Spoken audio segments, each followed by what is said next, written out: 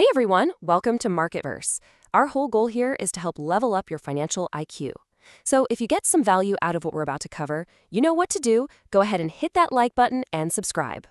Okay, let's get into it. All right, let's jump right in. This is the big one, the question that's been buzzing around everywhere.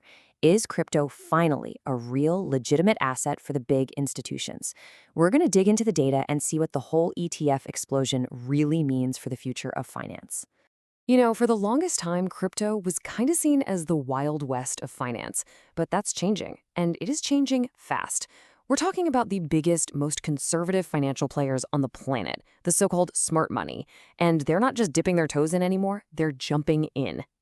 So that's the real question, isn't it? Is this just another passing fad? A temporary gold rush fueled by a bit of hype? Or are we actually watching a deep, fundamental, permanent change in the entire global financial system? That's what we're here to figure out. And look, we're not going to just throw opinions around. We are going straight to the source. We've dug into two massive, really important reports, one from Coinbase and EY, and another from the financial giant State Street. This is the real deal, the hard data straight from the people actually making these billion-dollar decisions. Okay, so here's how we're going to break it all down. First, we'll look at the numbers behind this huge institutional shift. Then, we'll get into why they're buying in the first place. We'll talk about the massive impact of the ETFs, the roadblocks that are still there, and finally, what's coming next, beyond just Bitcoin. Let's do it. All right, first things first. Let's look at the hard evidence.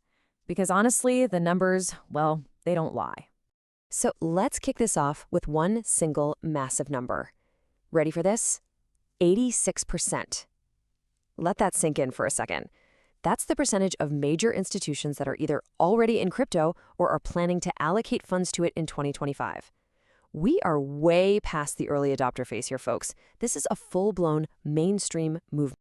And it's not like they're just buying a little bit and sitting on it. Oh no, the commitment is actually getting deeper. In 2024 alone, 85% of them upped their crypto allocations. And get this, almost 60% are planning to put more than 5% of their total assets into digital assets. The momentum is it's undeniable at this point. Okay, so we've seen that they're buying and how much. But why? What's the real motivation here? What's driving this insane flow of capital into the space? And this is where it gets really interesting, because it's not just one single reason. Yeah, at the top of the list, no surprise, is the hunt for higher returns. 59% are looking for that alpha. But right behind that, you've got two other huge factors. Almost half are in it for the innovative technology itself, and 41% see it as a hedge against inflation. It's a three-pronged strategy, really. So we know they want in, but how exactly are they getting access?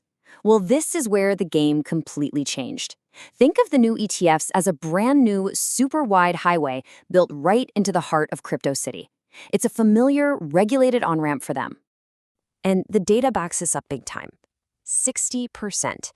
That's how many institutions say they prefer to get their crypto exposure through something simple and regulated, like an ETF. That one financial product just wiped out a mountain of headaches for them. And this slide just lays it out perfectly. On the one hand, you've got the old way, direct custody. You're talking about managing private keys, insane security protocols. It's a total operational nightmare. And on the other hand, an ETF. It trades like a stock.